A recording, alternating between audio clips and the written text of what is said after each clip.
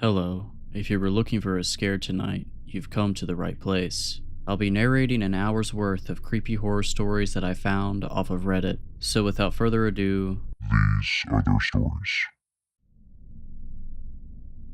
My father was a pretty easygoing person. He was always the fun dad who'd get my brother and I what we want from McDonald's or take us to the arcade downtown over the weekend. We'd play catch in the backyard and go hiking in the Green Mountains that always stood as the backdrop of my childhood. He was a very outgoing person and active in our small town community. He coached my baseball team and sometimes stood in as an assistant scoutmaster for our local troop, Troop 191. I looked up to him a lot, more than maybe most if I'm being honest with myself. Definitely more than my brother Sean. And now I look back at how my father was, especially during my most formative years, and I wonder how exactly he did it. He was the owner of a local security company. They'd set up cameras, alarms, the whole 9 yards. They also provided guards and watchman services. As far as I'm aware, these jobs were few and far between. It was fairly rare that any person or place really needed protection in Harmon. Our police force had a total of 5 members, and they were all part-timers other than the chief. What I didn't realize as a child was my father's company was farther reaching than Harmon's vague borders with the wilderness that surrounded it. They were contracted across the state, across New England sometimes. Again, most of this was alarm and camera security system work. Glorified electricians essentially, but they were good at what they did. The watchman positions only became available every once in a blue moon, and that was only because my father rarely took those jobs. He didn't even have dedicated employees for the work, simply hired freelancers looking for a quick buck, essentially watching cameras in an office for 8 hours a night. Things started to change after the recession, however. People didn't have the money to splurge on expensive security systems. My father knew we would struggle if he didn't make changes, and soon what was the outlying limb of his business became its core. People needed work, more and more properties were being neglected and abandoned, and my father saw that opportunity to capitalize on both. I remember he started coming home later than usual. Sometimes I didn't even see him until the next morning. Frankly, I was too young to really know what was going on. Sean might have been more aware, but I've never talked to him about it. As I grew up, I learned little bits and pieces of the night watchmen my father employed and the places they were hired to guard. He'd usually have some funny story to tell of the nightly reports he had come in. Sometimes there was nothing he'd tell me, however. When he got home, he'd simply drop his coat off in the mudroom and brush past my brother and I towards my mother with nothing but a shallow smile. I would watch my mother wrap her arms around him and they'd quietly walk into the next room, away from our prying ears and my prying eyes. As I grew older and all through high school, I was asked by many of my classmates if my dad could get them into one of the many properties which they surveyed. I'd always say no, of course. My father was very adamant about how dangerous those places were. He'd always say, "We aren't protecting the property from people, we are protecting people from the property." And anytime anybody I knew would try to make it past the watchman, they would end up in my father's office by the morning. Despite usually having known them since they were 5, Harmon was a small town after all. He never hesitated to let the police teach them a lesson. That included my best friend Devin, who lived 2 houses down from mine. Devin was probably one of the worst offenders if I'm being honest. I never dared join him on any of his expeditions, but once he got a car he was gone pretty much every single night. He was a smart kid, far more intelligent than the normal crowd that would break into any of the places my father's company surveyed. As a result, he got away with it. He wasn't there to trash the places though, just explore from what I was told. He'd show me pictures he took off his camera during lunch at school the next day, and to be honest, I didn't really understand the appeal. They just seemed like abandoned buildings, dirty, dusty, and probably dangerous. My father's words were still etched into my mind. Devin always defended his expeditions, however, despite the risks he took to achieve them. After high school, I honestly didn't know what to do with myself. I tried my hand at community college, but that didn't go far. Looked into the trades, but I'll be the first to admit I wasn't built for the blue-collar lifestyle. After 6 months or so in the spring of 2018, my father offered me a job. "Hey kiddo, can I come in?" he asked, knocking on my bedroom door. I swung around in my desk chair, pausing the game I was playing. "Yeah, of course," I replied with a bit of hesitation. I knew this conversation was coming. It had been months and I'd been stuck working at the local urgent care behind the front desk, a carryover from my short interest in pursuing medicine. It wasn't the most glorious work, and sometimes it certainly wasn't pretty, but I was comfortable there. He sat down on the bed across from me and folded his hands, letting out that sigh that always came before your parents said something you didn't want to hear. Adam, we need to talk about where you're going, he said plainly. What do you mean where I'm going? I mean where you're going, what you want to do with your life, college, career, anything at all. I hate seeing you just wasting your time here. He elaborated. Dad, I have a steady job. I'm just figuring out what I want to do, I said as sternly as I could muster. It was a weak attempt. You told me that back in the fall. It's May now, son. I gave you your time. Now I just can't watch you waste your time anymore, my father admitted. What are you trying to say? I asked with a bit of hesitance. I want to give you an opportunity, since clearly you aren't pursuing one yourself. He finally spit out, a job, working for me.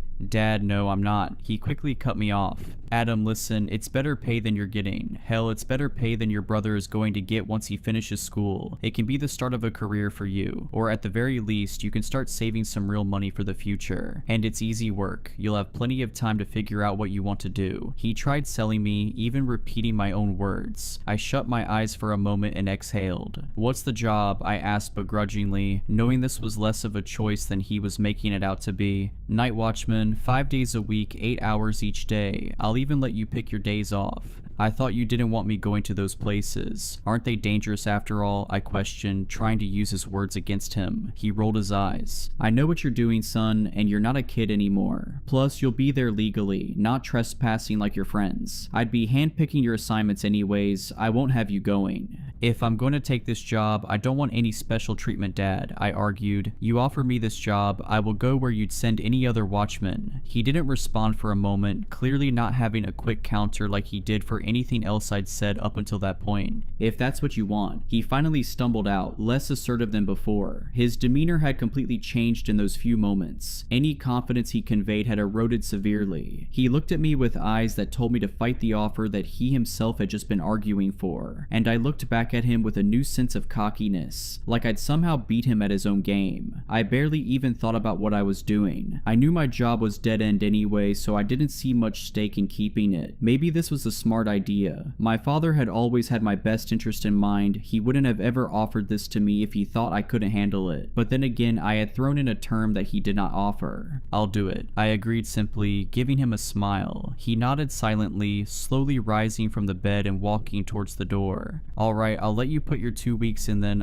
I guess we'll get to work. Looking forward to it, Dad, I told him. He bit his lip, looking like he was holding back something as he shut the door behind him. I didn't think twice about it, more interested in returning to my game than my father's minute facial expressions. In my own defense, I was 19 and I was stupid. After I'd finished up at the urgent care, my father started me out shadowing one of his other watchmen. His name was George, an older man in his early 60s. He had bushy gray hair with a matching mustache and always wore a shirt and tie to the job, despite my father insisting to me that just a solid black shirt and pants would do fine. George took his job seriously, but he seemed happy to take me under his wing when my father explained the situation. I worked with George for 2 weeks, watching over the light bulb factory that had closed about 10 miles outside of Harmon. I remember people talking about it the first couple of years after it closed. Devin went a couple of times, but I guess the owners were tired of the place getting broken into, and my father was the man to call. George explained all the odds and ends of the job, when to interfere, when to make the call to the police, and how to use the camera system in the security trailer. Admittedly, upon first impressions, this might have been the easiest job of my life. The first week, nothing happened, and I mean nothing. George started letting me lead the perimeter walks, camera setups, and system checks, but other than that, we sat in that little office all night long. It took a bit for George to start talking, but once he did, I barely got a word in. It made the nights fly by, the man telling me his life story night after night in almost chronological order. He had plenty of time after all, we weren't going anywhere. The second week I had my first encounter. I had graduated from leading perimeter walks to soloing them. George assured me he was watching me the whole time and we had walkies if anything went wrong. I wasn't too worried though, the place had been dead all of the last week, and this week was shaping up to be no different. I rounded the corner of one of the old brick buildings into a courtyard before stopping dead in my tracks. Through the open window on my left, I heard the crackle of broken glass and the shift shifting of dust over the concrete floor inside. My heart dropped for a moment before I tried to regain my composure, pulling out my flashlight and shining it through the window. "Is somebody in there? This is security," I said as seriously as I could pull together. I waited for a moment but got no response, not a sound. I let out a sigh, pulling out my radio. "Hey George, I think I've got someone inside building 5. I dispatched." "You need a hand, kid?" he asked in a scratchy, gruff voice.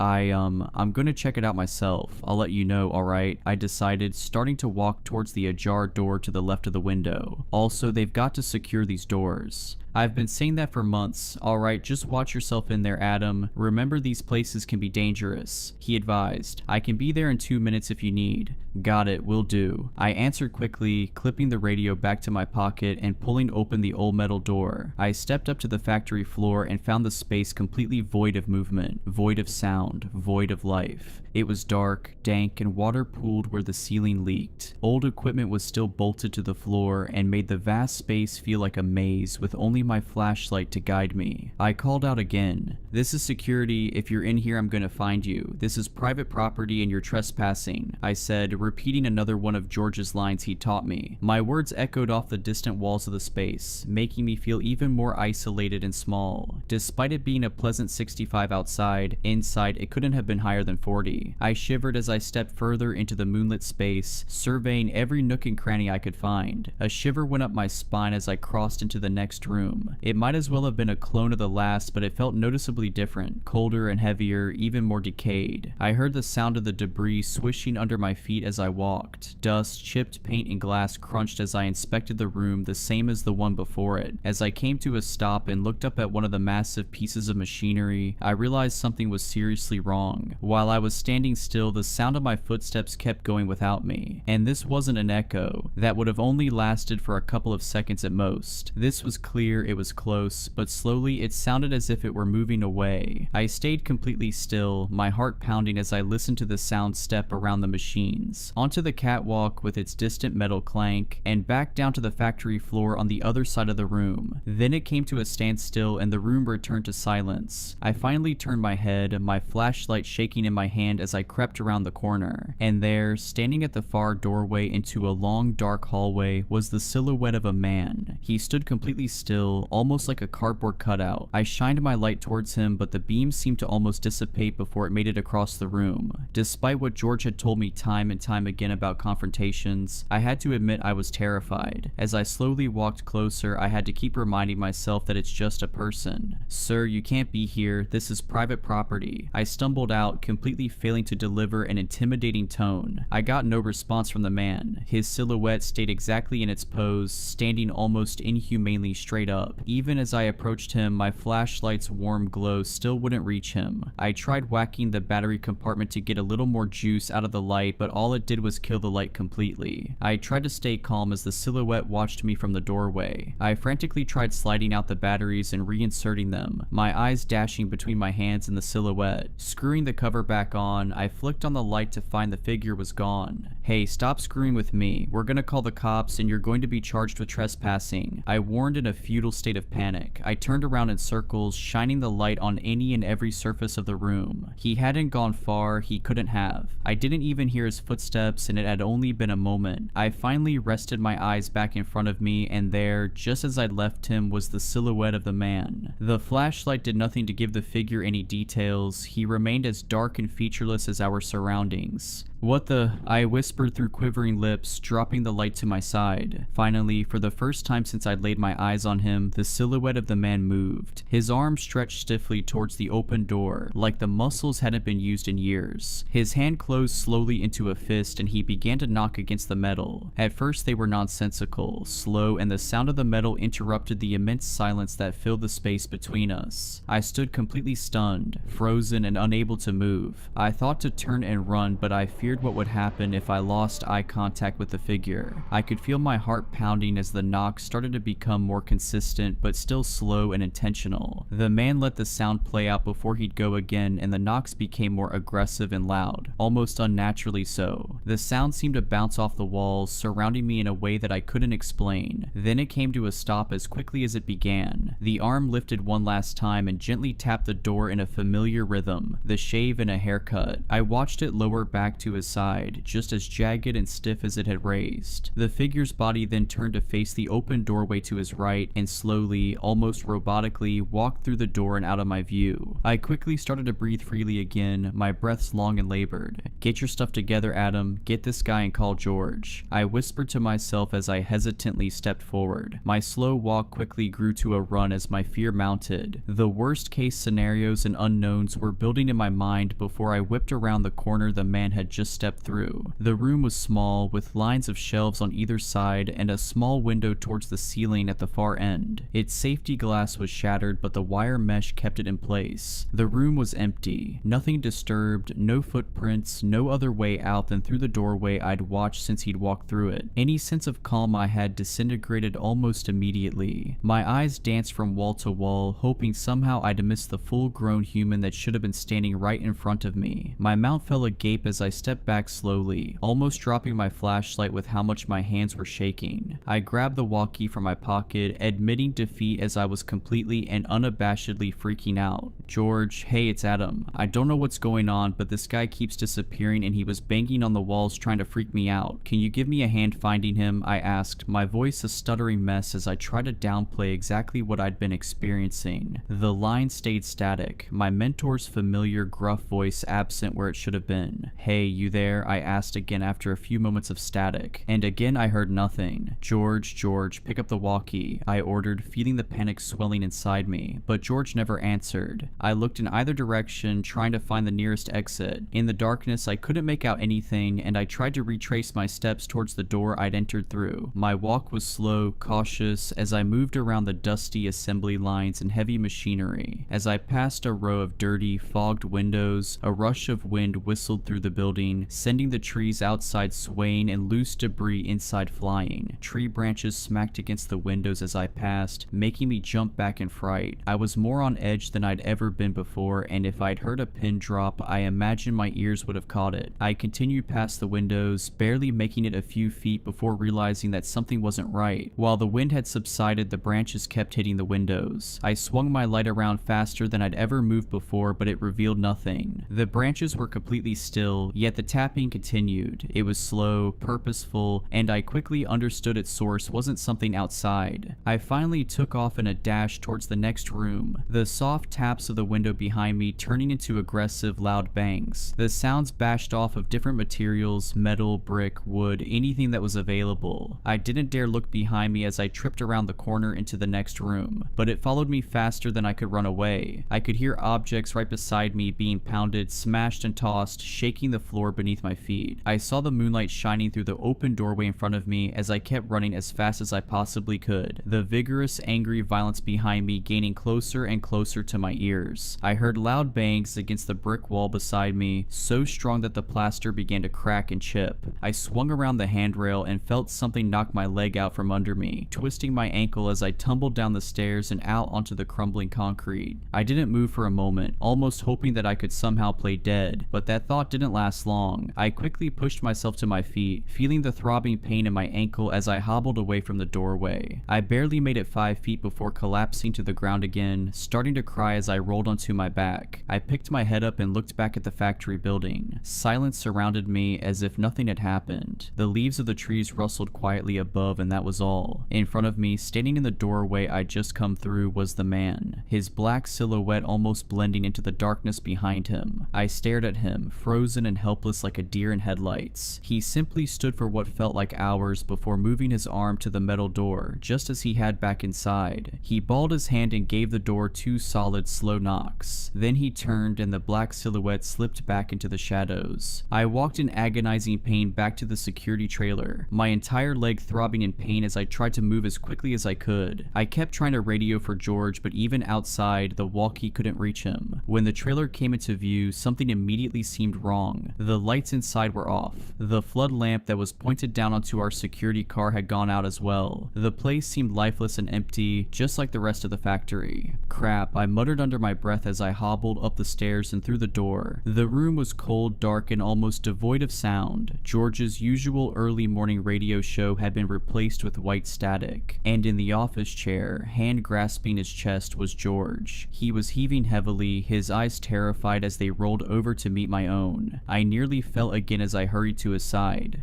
"George, what happened? I'm calling 911. It's going to be okay, I promise," I insisted, my months of working the front desk at an urgent care coming right back to me. I grabbed the phone off the desk and with trembling fingers dialed 911. I knew what I was looking at. I'd seen it more times than I'd like to admit. George was having a heart attack. The ambulance arrived within 10 minutes. Harmon Regional Hospital was only a few miles away, but it felt like a lifetime had passed as I tried to keep the man conscious. He never spoke, focusing all his efforts on breathing as I kept repeating over and over. We sat in the dark, with the sound of the radio static the only thing breaking the silence of the desolate property. Paramedics swung the door open, followed by the police who quickly took over the scene. George was moved onto a stretcher, his almost limp body carried out of the room. The paramedics took us both to the hospital, the police giving me a ride in the back of their cruiser. "So, what happened to you, kid? You look like you just went through hell," the officer asked as we pulled out behind the ambulance. My face was slumped against the glass, watching the desolate factory slowly disappear behind the trees. I tripped down the stairs inside one of the buildings, twisted my ankle and fell on the pavement, I said softly. "Thought you guys don't go inside unless there's suspicion of trespassing," he recalled. "Yeah, I thought I heard something inside, but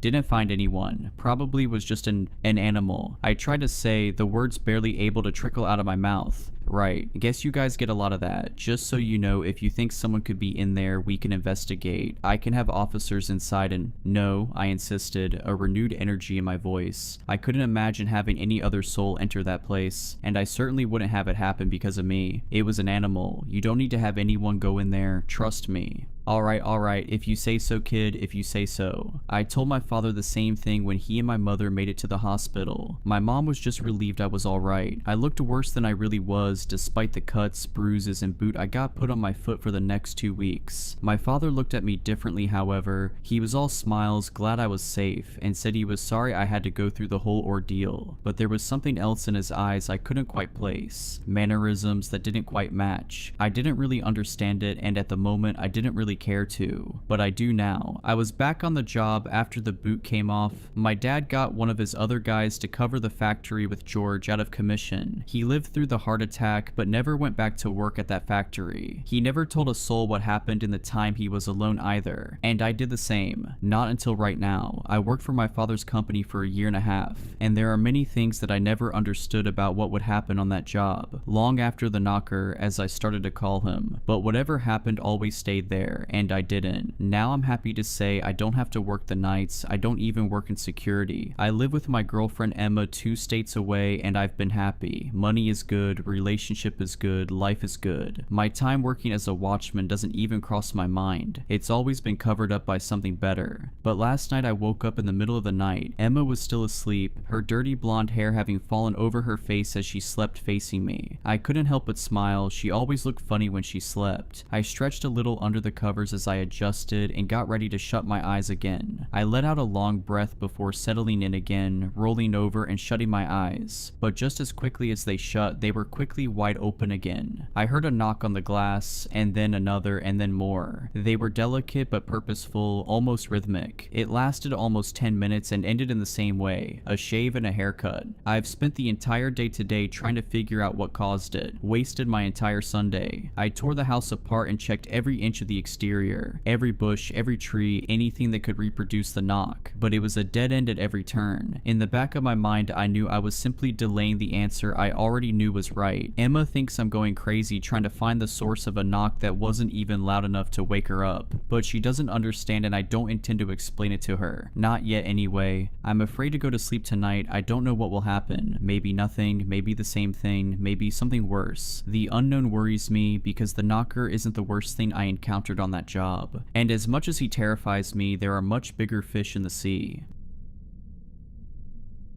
It all started last week on a quiet evening when I was scrolling through my phone. My storage was full, so I began the tedious task of deleting old photos. But then something caught my eye. A photo album titled Sleep Well, one I didn't remember creating, appeared on the screen. The creation date was from the night before, just hours earlier. A cold shiver ran down my spine as I opened it. Inside was a picture of me taken while I slept, vulnerable, unaware. The angle of the shot was disturbingly specific, as if the photographer had been hiding just out of view. Their presence felt only in the eerie stillness of the moment. The most disturbing detail: the picture was taken from inside my closet. I live alone. My heart dropped. I could feel the color draining from my face as a heavy pressure squeezed my chest. I was being watched. My eyes instantly darted toward the closet. As I trembled in fear, I wondered, was someone inside it? I don't know. I was too scared to look. In a panic, I immediately grabbed my car keys from beside the bed, rushed to the front door, and drove straight to the police. I arrived at the police station, feeling a strange sense of relief just for making it there. I told them everything that happened and showed the picture. The officers listened, then agreed to send someone to search my house. They searched every inch: closets, drawers, windows, nothing. No signs of break-ins, no clues that anyone had been there. The police told me to change my locks, install security cameras, and keep in touch in case something else happened, but it didn't feel like enough. I was terrified. The idea of someone watching me, of someone being inside my closet, haunted me. That night, I opened the closet fully, convinced that if I could see inside, I could rid myself of the fear. But something felt off. I could still feel the presence, like someone was right there, just beyond my sight. The weight of paranoia suffocated me. Unable to sleep, I went to the kitchen to make something to eat. I called my friend Melissa and told her what happened. With my voice shaking, I made myself some popcorn and went back upstairs to my room. Still talking to her, trying to sound calm, I noticed something wrong. I stopped mid-sentence. My breath hitched. The closet door that I had left wide open was now closed, but not fully. There was a slight gap, a narrow sliver, just enough for me to know that someone or something was inside. I couldn't see who or what, but I could feel it. The pressure of being watched. My eyes locked on the gap, heart hammering in my chest. Then I saw it. A single wide eye staring back at me from the darkness. My voice trembled as I spoke. "Hello, are you still there?" Melissa asked, confused by my sudden silence. I couldn't answer. My body was frozen. Someone was inside the closet. I was sure of it. I slowly pulled my bedroom door shut, my hands shaking as I gripped the doorknob. I locked it. Then, with my heart racing, I ran outside and called the police as I stood in my yard, too terrified to go back in. When the officer arrived, I rushed to explain. I locked them in my room, I swear. They're in the closet. They were watching me. The officers moved quickly, their hands steady, trained. They entered my room, opened the closet door, and nothing, no one. The closet was empty. There was nowhere for anyone to hide. The room was on the second floor with windows secured by metal bars. No exit, no secret passage. The officer returned to me, his face tight with frustration, his politeness wearing thin. "Ma'am, I know you're scared, but you can't call us every time you forget you closed your closet door. Be sure to only call us when you're certain it's an emergency. I suggest you sleep somewhere else until you've recovered from this panic." "What, are you sure you searched everything?" "They must have escaped," I said, my voice trembling with remorse and disbelief. I felt the walls closing in. How could they have missed something? How could they not see it? "As I said, the house is empty," the officer replied, his tone cold and dismissive. I felt my frustration growing. This wasn't right. There was someone there. I couldn't shake the feeling, the cold certainty gnawing at me. No, you have to believe me. There was someone in there. I locked the door, I swear. There's no way they could have gone anywhere. My house is locked down. Please search again," I insisted, my voice rising in desperation. The officer gave me a long look, clearly fed up. "Ma'am, we've been over this. The house is empty. Nothing's here. I suggest you take a step back and calm down. We can't keep coming back every time you think someone's in your closet." His words hit me like a slap, each one a cold dismissal of everything I had experienced. I stared at him, fighting to hold back tears. But I saw them. I saw their eye. "Get some rest," he cut me off, turning on his heel. "We're done here." Reluctantly, I followed the officer's advice and went to sleep at Melissa's house. She's my best friend, and being with her felt like the only place I could be safe, at least for that night. Melissa tried to lighten the mood, but I could hear the nervousness in her voice. "Are you sure this picture isn't just some joke from someone messing with your head?" I forced a weak laugh, but it was hollow. "Number, I'm sure about what I saw. There's someone watching me." I didn't want to talk much. My mind was racing, but the words wouldn't come.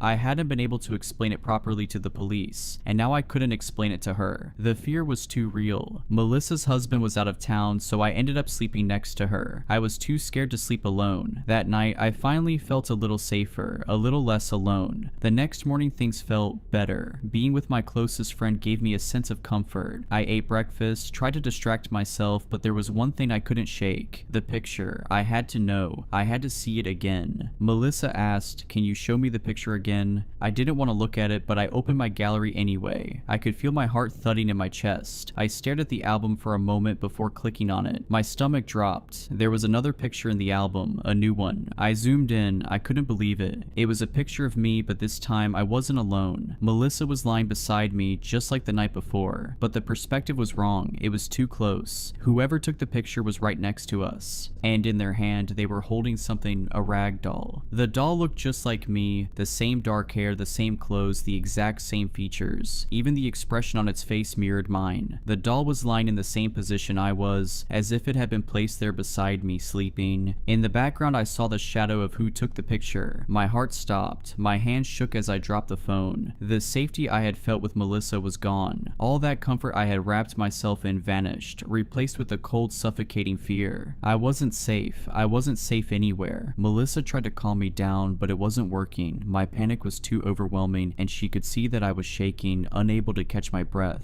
Desperate to understand what was happening, she quickly reached down and grabbed my phone from the floor. Her fingers trembled as she opened the photo album, her eyes scanning the picture I had just shown her. Okay, this doesn't make any sense, she muttered, her voice tight with confusion. She looked at me, then back at the photo. Her brow furrowed as she tried to make sense of it, but there was a flicker of doubt in her eyes. Are you sure this isn't just some sick prank? Something someone's been sending you? Maybe an ex or someone you know? I shook my head, my voice barely a whisper.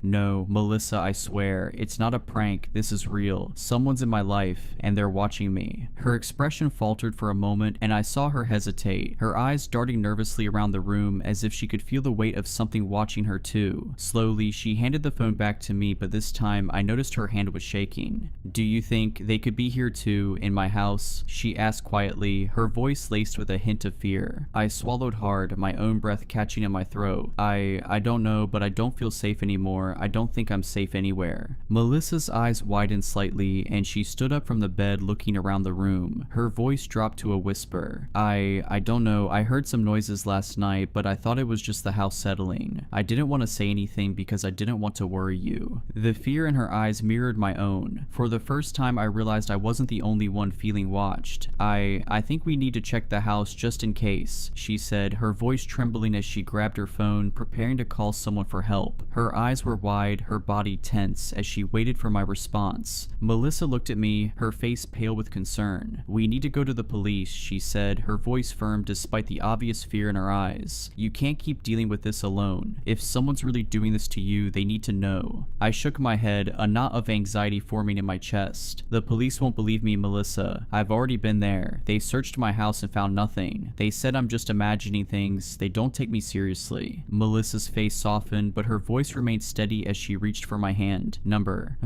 This time it's different. We have proof, remember? She looked at the photo on my phone, her eyes scanning it once more before locking with mine. They can't just ignore that. I hesitated. The memory of the police officer dismissing me echoed in my mind, but Melissa was right. We had proof and I couldn't just let this go. Alright, I said, voice barely above a whisper, but if they don't believe me again, we'll make them believe you, she said, determination in her tone. We'll show them the photo, everything. We have to do something. I arrived at the police station feeling a mix of dread and urgency. As soon as I walked in, I saw the same officer from the night before. When he saw me, his face immediately twisted into a scowl. He was not happy to see me again. He didn't even bother to greet me. You again, he muttered under his breath, rolling his eyes. Officer, we need your help, I started, holding my phone up with the picture. Please, I'm telling you, someone's been taking pictures of me while I sleep. He glanced at the photo, his patience already running thin. You're still going on about this? He rubbed his forehead, clearly annoyed.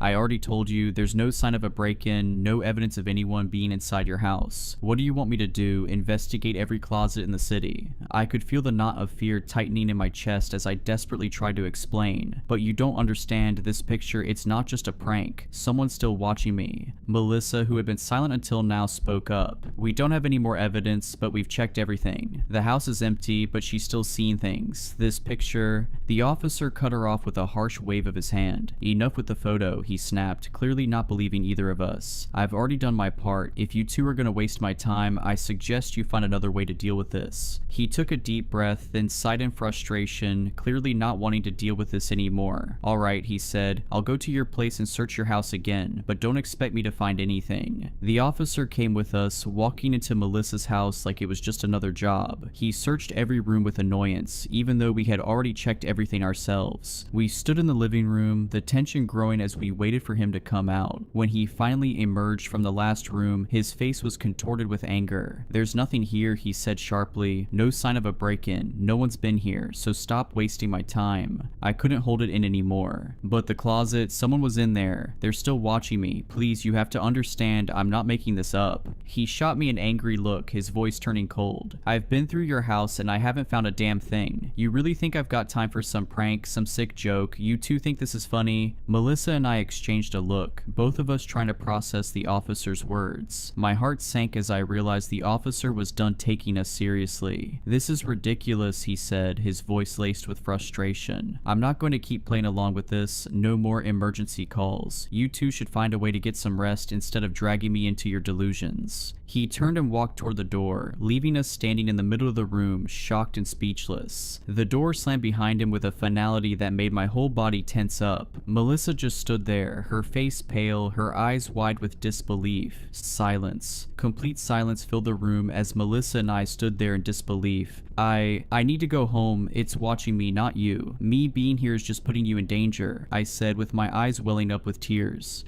Are you crazy? I'm not letting you go anywhere until we catch this person. You're my best friend, I love you, and I'll go through hell to help you, Melissa said, hugging me tightly. Her words were comforting, but fear still consumed me. I honestly didn't know what I would do without her. I'm not sleeping tonight, I said, my voice firm. But remember, you have work tomorrow, Melissa reminded me. Work. How could I possibly work and pretend like nothing happened after everything I'd experienced? The fear was slowly turning into anger. I spent the whole day thinking about what happened, feeling like I was being watched everywhere I went. Melissa called her boss and told him she was sick so she could stay with me. I love her. We spent the entire day coming up with theories about what was going on. Maybe whatever was watching me wasn't human. Nah, I don't believe in supernatural stuff, but Melissa kept insisting. Nighttime came. As I said, I refused to sleep. Even if I wanted to, I don't think I could. But Melissa couldn't stay awake for long. I felt exposed with her asleep, but I wasn't about to wake her up. I just had to stay awake, and that's exactly what I did. Hours passed and nothing happened. The only thing I could hear was Melissa's soft snoring. But time felt agonizingly slow and my fear only grew. 3 a.m., the so-called haunted hour that makes both adults and children alike dread what might happen next. Even though I didn't believe in supernatural things, when I saw 3 o'clock on the clock, my heart sank. I was expecting something, some noise, a reflection, a doll, or the most disturbing thing I could imagine. But nothing happened. 20 minutes went by and I started to feel extremely sleepy, but I knew as soon as I slept, I wouldn't be safe anymore. I glanced at Melissa. Something felt off. She wasn't snoring anymore. She had turned to the other side and I could only see her brown hair splayed across the pillow. I froze. Something about her posture made me uneasy. I had never seen her sleep like that before. Slowly I sat up, my heart racing in my chest. I lifted my head and cautiously leaned forward to see if she was awake, but when I looked, my blood ran cold. What I saw was not my best friend anymore. There in front of me was a body. The skin was unnaturally pale, the once vibrant brown hair now a tangled mess. Her mouth hung slightly open and her eyes, those eyes that I knew so well, were wide open but lifeless, glazed over with an unsettling emptiness. The way her limbs were arranged, twisted unnaturally at odd angles, told me she hadn't just fallen asleep. Number something had happened to her. I wanted to scream. My throat closed up. I reached out and desperately shook her, calling her name, trying to wake her, but there was no response. Her body was cold, stiff. I tried again, harder this time. Nothing. No breath, no movement. Melissa was dead. Panic surged through my veins, my vision blurry with tears. I fumbled for my phone, trying to dial emergency services, but just as my fingers brushed the screen, something stopped me. An airdrop request flashed across the top of my phone. My heart dropped. I hesitated, staring at the screen, the dread tightening in my chest. I wanted to deny the request, to throw my phone away, to make it all stop, but I couldn't. My mind screamed at me to say no, but my hand moved on its own. I accepted. A flood of pictures appeared on my phone, and my stomach twisted. The images were of me, sleeping, dozens of them, hundreds maybe, scattered over weeks. Some were taken inside my closet, others were shots of me lying in my bed, blissfully unaware. But what made my blood run even colder were the ones that came after. There was a picture of me sleeping beside something on the bed. It looked like the same doll I had seen before, but this time it felt different, wrong. It wasn't just a doll anymore. It was me, or something that had been made to look like me, in doll form, lying beside me. The most disturbing part, the shadow of someone standing just behind it, watching, waiting. I couldn't move. The air around me grew thick, suffocating, and then, through the crack in the door, I saw it. A figure, tall and unnervingly still. It was standing there as if waiting, watching. But the most terrifying part was the eye. That single wide eye staring directly at me from the shadows. It was unnatural, too large, too black. No light reflected off of it. It was like a hole in the world, a deep, endless void that seemed to pull every ounce of warmth and life from the room. The eye twitched just slightly, as if it recognized me, like it had been waiting for me to look. And in its other hand, the doll. But it wasn't just any doll. The doll was me. I recognized the face immediately, its pale skin, the dark hair, the same expression I often wore when I slept. But it was wrong. The doll's eyes were wide open, fixed in a grotesque stare, its mouth frozen in a twisted, silent scream. Its body, rigid and contorted in a way that a human body never could be, seemed to mock me, like an unnatural imitation of myself. The figure held it with such tenderness, as if cradling it, but there was something deeply disturbing in the way it did. The doll's hand was positioned just like mine when I slept, but there was no softness to it, no warmth. And then, the figure stepped forward, the eye never leaving mine. The room grew colder and the figure moved silently, like a shadow creeping closer, carrying the doll as if it were the most precious thing in the world. I felt the terror clawing at me, suffocating me, but I couldn't look away from that horrible, hollow eye. It was as if it was looking through me, and the more I stared, the more I felt like I was becoming part of its dark, empty world. I could feel my body shutting down, my heart thundering in my chest as if it was trying to escape my ribs. My hands were shaking uncontrollably, my breathing shallow and erratic. My limbs felt weak, like they were made of stone, and my vision started to blur around the edges. The air felt like it was closing in, pressing against me from all sides, and the figure, the eye, was all I could see. I could hear the blood rushing in my ears, louder and louder, drowning everything else out until the sound was all-consuming. And then, just as I thought I couldn't take it anymore, everything went black. I'm currently writing this on a contraband cell phone in prison, after allegedly poisoning my best friend. It's all a lie, of course. They say I did it, but they don't understand. They don't know what I saw, what really happened. Melissa is gone. I can still feel the weight of that truth crushing me. I can still hear her laugh, see her smile, feel her presence beside me like I always did. I feel the coldness now. It's unbearable. Losing her, it's like losing a part of myself. The world feels hollow, like it's spinning around me without any meaning. The grief is suffocating, but the worst part isn't the grief, it's the frustration, the anger bubbling inside me. They think I did it, they think I'm the one who poisoned her. They don't see how broken I am, how lost I feel. They don't understand that I would never hurt her. I would never do something like that, but it doesn't matter what I say. They have their own version of the truth, and now they've locked me away for something I didn't do. They'll never know what really happened. They'll never know what I saw in that room, what I saw in her eyes before everything turned dark. I couldn't escape before. Now, I certainly can't. They've got me here in this cold metal cage, but maybe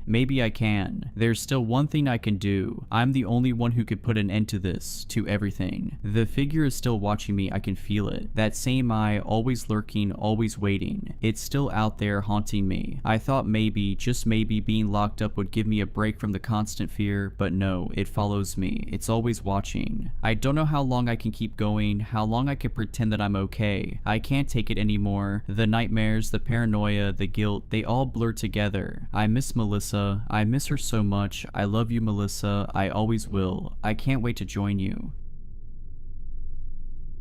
I need to write this down. I don't know if it's for my own sanity or as some kind of warning, maybe both. Typing helps ground me, makes the shaking in my hands a little less noticeable. The doctors keep telling me I'm experiencing a psychotic break, but the puncture wounds on my back and the darkening birthmark on my palm tell a different story. My dad turned 63 yesterday. We always throw him a party at his house, the same house I grew up in. It's tradition. This year, something changed, something that had been waiting precisely 63 years. Family traditions are just rituals we don't question. That's what Dad always said whenever I asked why we had to keep doing the same things year after year. His eyes would always drift away when he said it, like he was remembering something he'd rather forget. Dad wasn't always this cryptic. Before Mom vanished, he was different, warmer, more present. We used to fish together on weekends, his calloused hands patiently untangling my line when I'd snarl it. Those hands would tremble slightly whenever his birthday approached, though I didn't understand why until now. After Mom disappeared, fishing stopped. The only constant that remained was his insistence on the birthday ritual, always on the exact day, never postponed, never altered. Even when I was finishing my master's thesis, even when he was recovering from pneumonia 3 years ago, the party had to happen exactly as it always had. The house itself sits back from the road, nestled in about 5 acres of dense woods, lush and green in the spring, blazing with color in the fall, but somehow always holding shadows deeper than they should be. After Mom vanished, I'd sometimes catch Dad staring out at those woods at dusk, whispering something under his breath. Once, I crept close enough to hear him counting backward from 63. When I'd ask what he was doing, he'd just say, "Keeping track of what's mine." I thought he meant the property. Dad's lived alone since Mom passed 10 years ago. At least that's what we tell people. The truth about Mom's disappearance is something Dad and I never discuss. Just like we never discuss the strange hourglass-shaped birthmark we both share on our left palms, or the fact that neither of us can remember anything about the night she vanished except the smell of ozone and damp earth, and the sound like wet leather being stretched over wooden frames. Sometimes I still hear it in my dreams, that sound, followed by Mom's scream cutting abruptly to silence. The police found one of Mom's shoes by the edge of the woods, just one. It was perfectly clean despite the mud all around it. When they brought cadaver dogs, the animals refused to enter the tree line, whimpering and backing away. One dog, a German Shepherd with an impeccable record, bit his handler when the man tried to force him forward. The search was called off after 3 days. Dad never cried, not once. He just sat in his armchair, rubbing that hourglass mark, staring at nothing. Dad's a creature of habit, and the birthday party is one of the few constants he clings to. Same small group of friends, mostly colleagues from the dusty archives where he worked before retiring. Same Jell-O salad recipe Mom used to make, same slightly off-key rendition of Happy Birthday. I always thought Dad was just honoring Mom's memory with these parties. The familiarity seemed to comfort him. Now I understand it was never celebration, it was obligation. Last week I called Dad to confirm the party details. The conversation was ordinary until I mentioned bringing my new girlfriend Eliza. "No," he said sharply, a panic in his voice I'd never heard before. "No new people, not this year." "Why not? Is everything okay?" His breathing was heavy on the line. "This is a difficult one, son. The 63rd. Best to keep it traditional."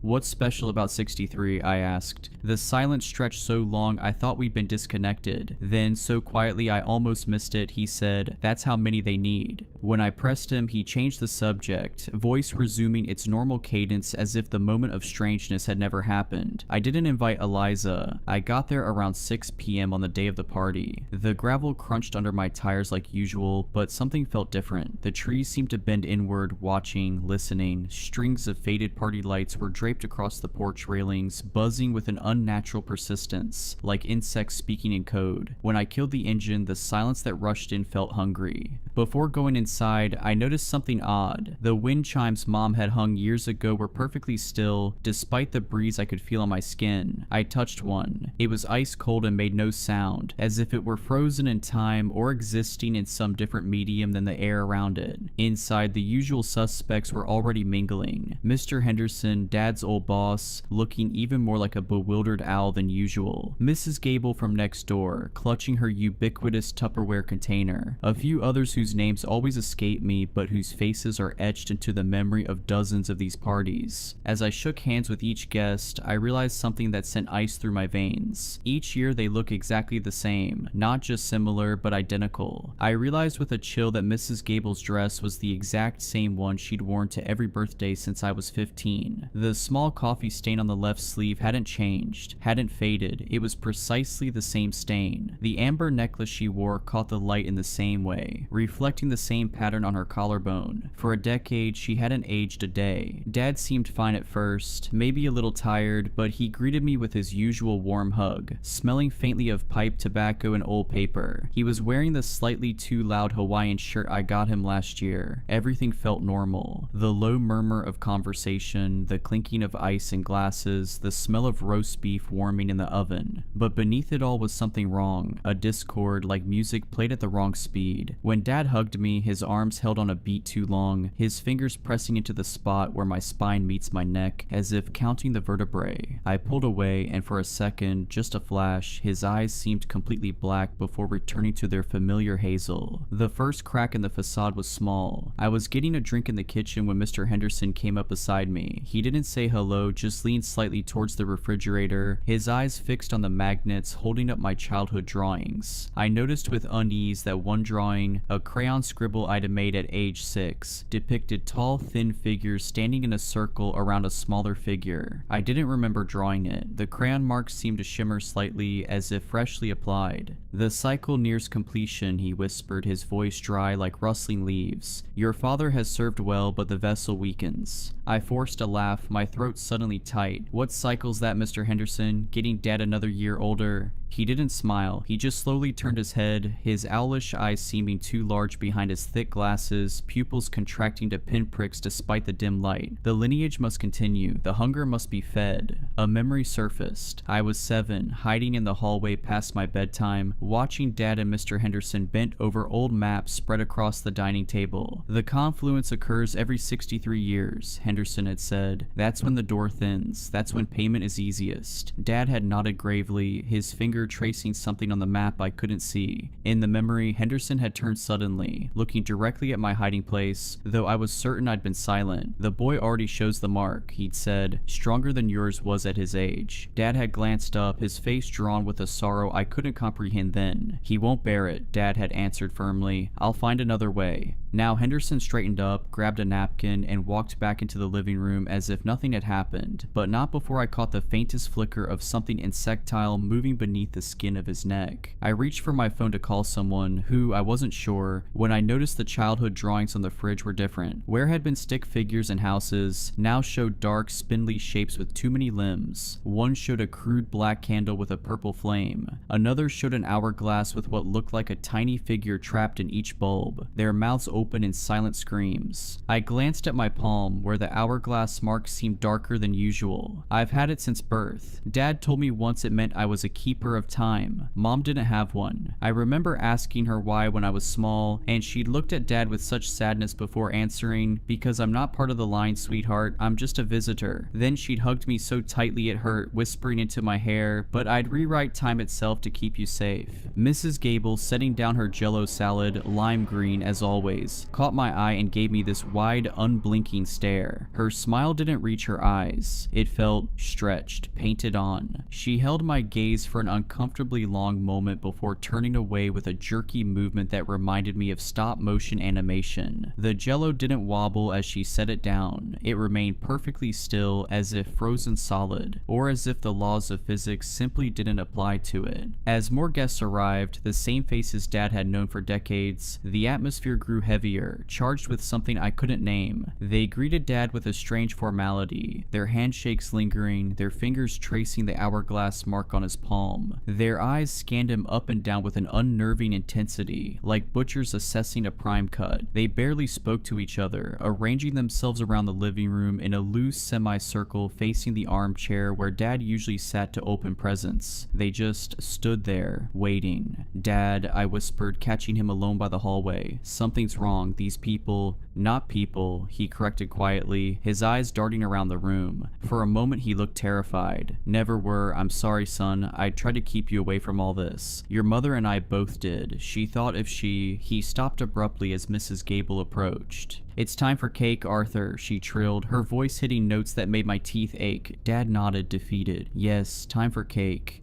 The usual cheerful chatter died down. The only sounds were the buzz of the porch lights and the ticking of the grandfather clock in the hall. A clock I suddenly realized I hadn't heard chime all evening. Looking closer, I saw the hands weren't moving, hadn't moved for years based on the dust accumulated on them. Yet the ticking continued, growing louder, more insistent, like a heartbeat accelerating with fear. Dad, caught in the center of their silent attention, started looking uncomfortable. He shifted in his chair, tugging at the collar of his Hawaiian shirt. "Well," he said, his voice a little too loud in the quiet room, "anyone want to hear about the new bird feeder I put up?" Nobody responded. Their eyes remained fixed on him. Mr. Henderson cleared his throat softly. "Arthur," he said, his voice regaining that dry, papery quality, "it is time." Dad swallowed hard. He looked at me, a flicker of something, horror, resignation, relief in his eyes. But then it was gone, replaced by a weary acceptance that was somehow more frightening than fear. He nodded slowly. Yes, I suppose it is." He glanced at me. "I'm sorry," he whispered. "I thought I could spare you this. I tried to break the cycle when your mother—" His voice trailed off. A memory hit me like a physical blow. Mom and Dad arguing the night before her disappearance. Mom's voice rising hysterically. "I won't let them have him. You promised we could end this." Dad's response eerily calm. "There is no ending it. Only continuing or transferring. That was the bargain." Mom had slammed her palm against the wall. "Your grandfather's bargain, not yours, not our son's." Dad's face had hardened. "Do you think I wouldn't break it if I could? The door must have a keeper. If not me, then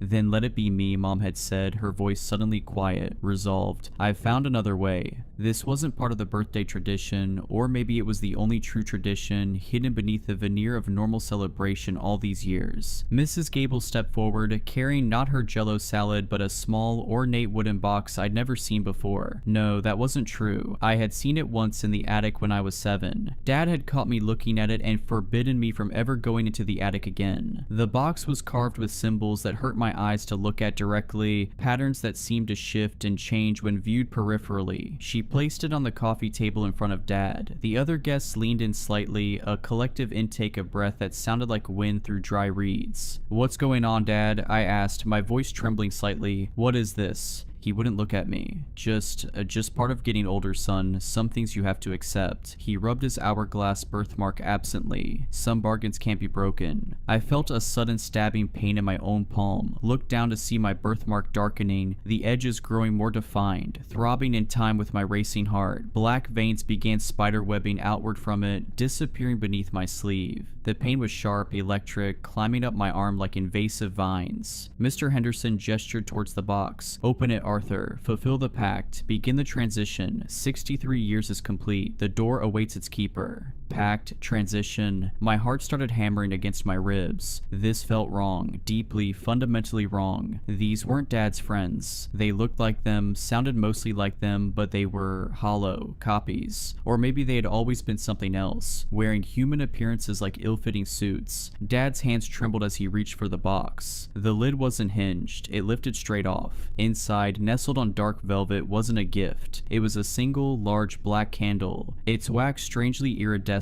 shifting like oil on water. There was also a small obsidian knife, sharp and wickedly curved. The blade seemed to absorb light rather than reflect it. "Dad, no," I pleaded, starting to stand up. Instantly, two of the other guests, men I vaguely recognized from Dad's bowling league, moved smoothly to flank me, their hands resting lightly on my shoulders. Their touch was cold, impossibly strong, fingers too long and jointed in too many places. I couldn't move. Panic seized me. "It's all right, son," Dad said, his voice sounding distant, strained. "It's the only way to keep things balanced, to feed what waits below. It's been this way since your great-grandfather found the door in the woods in 1835, the one that should never have been opened." "Like Mom tried to close it?" I asked, sudden understanding dawning. "That's what happened to her, isn't it? She tried to break the pact." Dad's eyes flashed with grief. "No one breaks the pact. She thought she could substitute herself, offer herself instead of us, but they refused her. They've always wanted our bloodline, the marked ones." His voice dropped to a whisper. "They took her anyway, as punishment." Mr. Henderson produced a match, struck it against the box. The flame flared unnaturally bright in the dimming light filtering through the windows. I noticed with horror that outside, though it should have been early evening, the sky had gone completely black. Not the darkness of night, but a void, starless and absolute.